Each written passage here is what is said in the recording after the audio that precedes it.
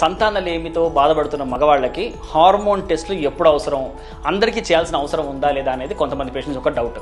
So first of all ప్రతి infertile male అంటే సంతానలేమితో సమస్యతో బాధపడుతున్న కపుల్లో ప్రతి మగవాడికి హార్మోన్ టెస్ట్లు అవసరం పడవు.